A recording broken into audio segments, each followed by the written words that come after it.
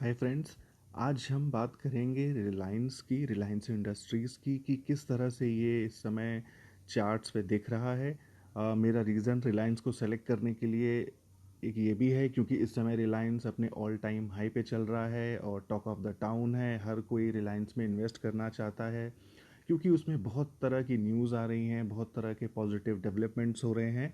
तो आइए पहले आज हम समझते हैं कि रिलायंस आखिर कहाँ तक जाएगा, किस लेवल तक जाएगा, अगर हमें ख़रीदना है तो कब ख़रीदना है और उसके बाद हमारे एग्ज़िट लेवल क्या होने चाहिए। तो चलिए शुरू करते हैं।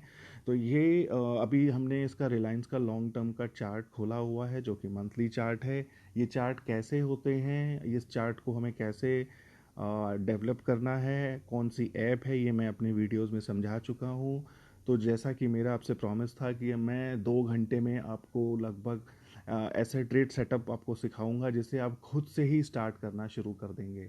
तो ये उस सीरीज़ की एक और वीडियो है जिसमें हम एग्जाम्पल से समझेंगे कि आखिर कोई ट्रेड हमें कब और कैसे लेना चाहिए। तो देखिए इसमें जो स्ट्रक्चर है ये नो डाउट एक पॉजिटिव स्ट्रक्चर है क्योंकि अगर आप इसका ओवरऑल स्ट्रक्चर देखेंगे तो ये ऊपर की तरफ जा रहा है, जो डायरेक्शन है इस सेटअप का। और अगर आपको नहीं समझ आ रहा तो सिंपल सा हम इसको ऐसे समझते हैं कि ये बॉलिंगर बैंड की जो सेंट्रल लाइन है, जो कि रेड लाइन है, वो क्लियरली ऊपर की तरफ जा रही है। ऊपर एज इन कि हमारे स्क्रीन के राइट टॉप की तरफ उसका डायरेक्शन है। तो ये क्लियर अप ट्रेंड है, इसमें कोई हमें डाउट नहीं होना चाहिए। जो इसकी क्लोजिंग हुई है, ये जो मैंने मंथ सेलेक्ट करा हुआ है जून का है, अभी हम जून के बीच में हैं। तो अभी तक जो इंडिकेशन आ रहे हैं वो यही आ रहे हैं कि रिलायंस ने एक बॉलिंगर बैंड की अपर लाइन को क्रॉस कर लिया है। तो अगर मैं जून मंथ की बात करूं तो बॉलिंगर बैंड का जो इस समय स्कोर है वो 1663 है, हायर लाइन का स्कोर। और रिलायंस इस समय जो इसने हाई मारा है वो 1788 का करा हुआ है क्रॉस। और अगर आप वॉल्यूम्स देखेंगे तो वॉल्यूम्स भी ठीक ठाक है। और अगर मैं RSI देखूंगा तो यहाँ पे 67 है।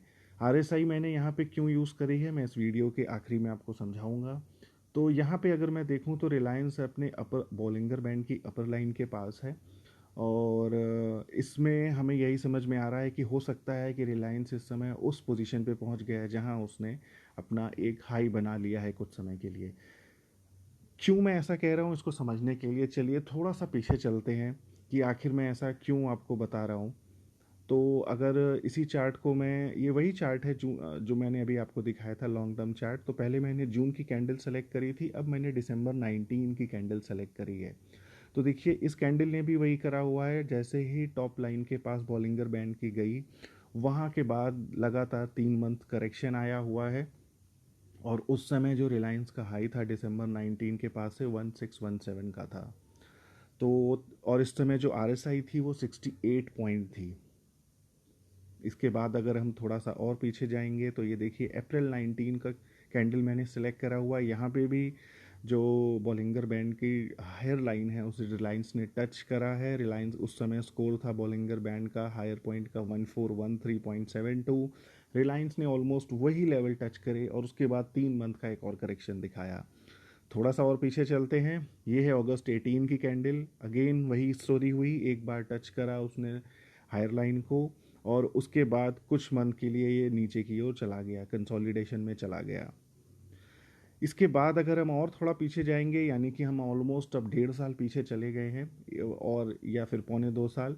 तो इसमें भी देखिए फिर से वही हुआ है, हायर लाइन टच करी है बॉलिंगर बैंड की। और उसके बाद अगर आप देखिए छोटी छोटी कैंडल्स जो बनी हुई हैं जो कि अक्टूबर 17 के बाद की हैं, वो तकरीबन 7 से 8 कैंडल हैं। यानी कि रिलायंस ने अगले 7-8 महीने तक अपना नया हाई नहीं बनाया और उसी रेंज में कंसोलिडेट करा। तो अगर मैं आज की डेट की बात करूं कि अगर हमें रिलायंस को कब लेना चाहिए, तो देखिए मैं वीकली चार्ट पे आ गया हूं रिलायंस के। तो रिलायंस का अगर मैं वीकली चार्ट देखूं तो इसका एक सपोर्ट निकल के आ रहा है जो कि मैंने यहाँ पे हाईलाइट भी करा हुआ है। तो कुछ कैंडल्स हैं जो 1400 के नीचे नहीं जा रही हैं। तो यानी कि अगर रिलायंस हमें कभी भी अगर 1400 के आसपास मिल गया that would be a great buy. But जो रीसेंट डेवलपमेंट्स चल रहे हैं, क्योंकि रिलायंस अब डेप्ट फ्री कंपनी बन चुकी है, इसके अलावा रिलायंस रिटेल में भी बहुत बड़े लेवल पे एंटर करने की कोशिश कर रही है। उनके कुछ टाई अप्स हो रहे हैं अमेज़ॉन इंडिया से भी और बाकी अदर ब्रांडिंग से भी वो टाई अप कर रहे हैं। तो इतना मोमेंटम और इतना बाइंग इंटरेस्ट देखते हुए 1400 आना इस समय थोड़ा सा मुश्किल लग रहा है। लेकिन जैसे मैंने आपको एक और इंडिकेटर बताया था और वो था आरएसआई का। तो अगर हम सिर्फ आरएसआई को ही नोट करें तो देखिए, जो पिछले, अगर मैं अक्टूबर 17 की बात करूं तो जब रिलायंस हायर बैंड पे था और उसके बाद उसने एक हाई बना चुका था, तब आरएसआई थी 79.28 की। अगस्त 18 में भी जो आरएसआई ने टॉप बनाया था वो 79 की रेंज में बनाया था। पर उसके बाद आते आते अप्रैल 19 में जो आरएसआई ने एक टॉप बनाया वो लगभग 70 के पास बनाया। उसके बाद जो आरएसआई ने बनाया एक और टॉप जो दिसंबर 19 में बना, वो भी 70 की रेंज में बना। और रिलायंस अभी भी 70 की रेंज में, जो आरएसआई का स्कोर है देखिए 67.02 है। अपने लेफ्ट स्क्रीन की तरफ देखेंगे, लेफ्ट मिडिल स्क्रीन की तरफ, तो 67 का स्कोर है। कहने का मतलब यही है कि पहले रिलायंस जिस पेस से चल रहा था उस समय 80 की रेंज में टॉप हो रहा था रिलायंस के आरएसआई का, लेकिन इस समय 70 की रेंज में है। एक इंडिकेटर यही है कि यहाँ पे कहीं ना कहीं हो सकता है रिलायंस अटकेगा। अगर मैं इन सब की कैंडल्स की समरी एक सिंपल लैंग्वेज में लिखूँ तो देखिए, अक्टूबर 17 में एक रिलायंस ने हाई लगाया, उसके बाद अगस्त 18 में लगाया जो कि 1329 था। ये हाई बनाने में रिलायंस को 10 मंथ्स लगे, लेकिन 40% रिटर्न दिए। उसके बाद एक और हाई लगाया रिलायंस ने अप्रैल 19 में, जो कि 8 महीने बाद था। वहाँ पे रिलायंस ने 7% का रिटर्न दिया। उसके बाद दिसंबर 19 में एक और हाई था जो कि 1617 का था।